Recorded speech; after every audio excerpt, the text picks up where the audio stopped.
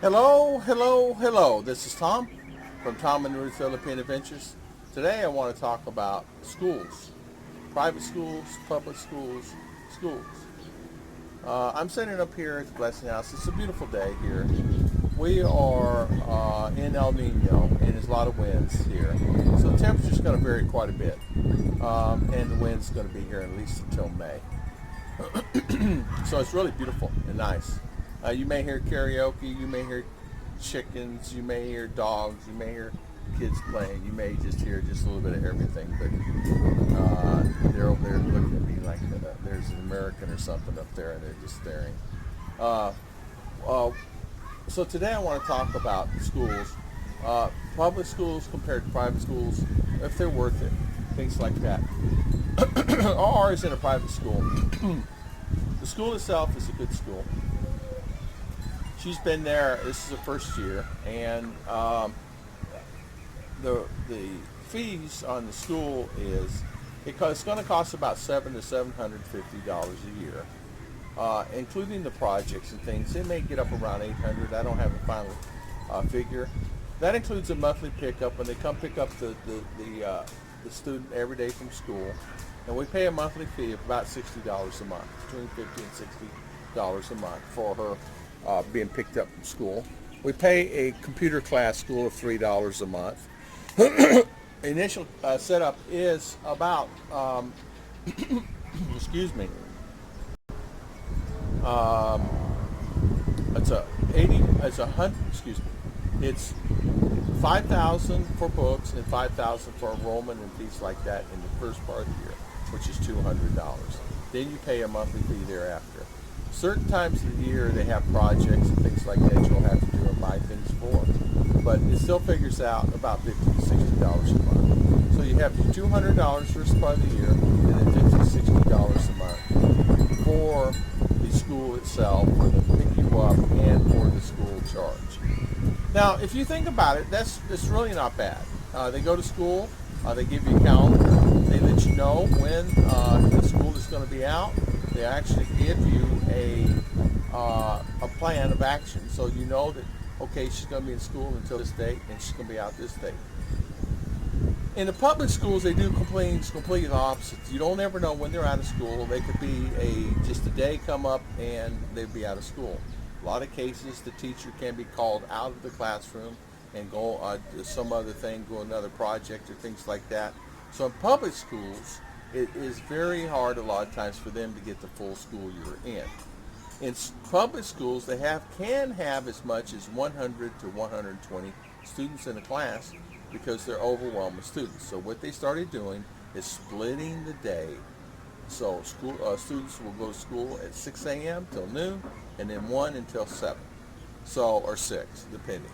So that's what they started doing, so you could cut the classes in half, where 40, 50, 60 can go, and then same in the afternoon. Now, not all grades have that many students. Some have more, some have less. It depends on the grades and how many kids are going to that school. So you'll find that a lot of times the kids themselves, it can vary quite a bit on what is the school will entail. As far as the cost for public school, it's very little. It costs about, I would say, $5 to $10 a year, not counting uniforms. You have to buy uniforms to the students in both schools. So you got to figure at least 2 or 3 uniforms going to cost you anywhere from $10 to $15 each, and then you need to get 3 or 4 of those so they can wash and do their thing. Sport-wise, they don't really have too much in public, but in private school they have sports, and so you'll have to buy them, uniforms and things like that. So really, that is still included in the cost of that factor. That does not cost that much. Every once in a while, RR will come home with a project that is overwhelming for someone to do, and even for me to do. I mean, she came home the other day, had to get a chisel and a hammer to cut wood for a project. She's 10, 11 years old. I don't think so. So we had to go have someone make one and cut it. And I pay a guy $4 or $5 to do it, and then so she can take it to school. And so did everybody else. Nobody's letting a 10, 11-year-old get a hammer and a chisel. I don't know what these schools think about when they do that, but That's that school. There's nothing bad about it. It's nothing horrible. It was in the book. And if they believe it's in the book, they're going to go do it. Well, that book was for 10th grade and 11th grade, but not for 7th or 6th. So, but I didn't argue. I just went ahead and did. So you're going to have to fight that sometimes here in the Philippines. You will just say things, why are they doing that that way? Why are they doing it that way? The best thing to do is not worry about it. Just kind of go with the flow. I often have to bite my tongue a lot of times because I'm not aware of that. My friend is in going to school, has a son going to the same school. He fights it. He said the same thing. What in the world? I said, well, that's how they do school here. It's just different. So you just have to plan accordingly. Expect the unexpected here. They can have anywhere from 6 to 10 projects that they need to get done. And it's only in public too. It's not just there. I mean, they got to do PowerPoint presentations. One day, next day they have to buy a uniform to go sing in, and so you have to plan that. That's anywhere from $5 to $10 there, but that's included in the $60 a month. Just figure $60 a month, and you're safe. Now this is in Mindanao. This is not in Davao. This is not in CDO. This is not in those places like that. This is here in Mindanao. So the price is going to vary a little bit there as far as in town and city and province. Now, where she goes to school, it's in Valencia City, and it's really inexpensive. Or they have another private school. There may be a possibility she might go to, and we're taking a look at that. I'm not saying there's anything wrong with this school. It's I'm getting her prepared for college, so I want her to have teachers that are over 20, 25 years old, 25 years old.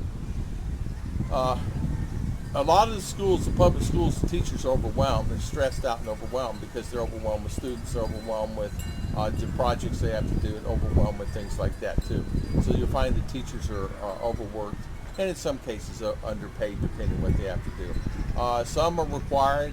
If the Girl Scout or Boy Scout, they ask for them to join Girl Scouts and Boy Scouts in the public school. In the private school, it's not that necessary, but you may have to fight those battles depending on what the student is. What they did back years ago, Boys Club and Girls Club came here to the Philippines and sold them on Boys Club and Girls Club for the students that almost mandatory for everybody to join. Now, it's amazing where this is where I'm at. Now, let me say that. Maybe that I don't know who sold it, but somebody did. This year, ours in private school, and she doesn't have to do that. She doesn't. Last year, she had to spend a night out. I don't know if you guys remember. We had to do this and that. There's just a lot of criteria with that. The meetings and things like that, which is fine because we all went through this before in our past and our stuff that we did. So it's just a matter of doing it or not doing it, But as far as cost-wise, it's still a lot cheaper here in the Philippines to send somebody to private school as the U.S., of course. So where can you go for $700? I'm just going to say $600 or $700, $800 a year to go in a private school. They pick you up door to door. They bring you home door to door. They're responsible. You can actually buy lunch at the school, or you bring your lunch and things like that. So there's really some good advantages there. In public school, they have that variety. They have that, but the problem is students have to leave the ground. And I wanted, or in a controlled environment, not be able to leave the school. Students at public school will leave the school and have the ability to leave the school. They're not under lockdown here. There's no such thing as lockdown in public schools. They're in what they call open door. They can leave.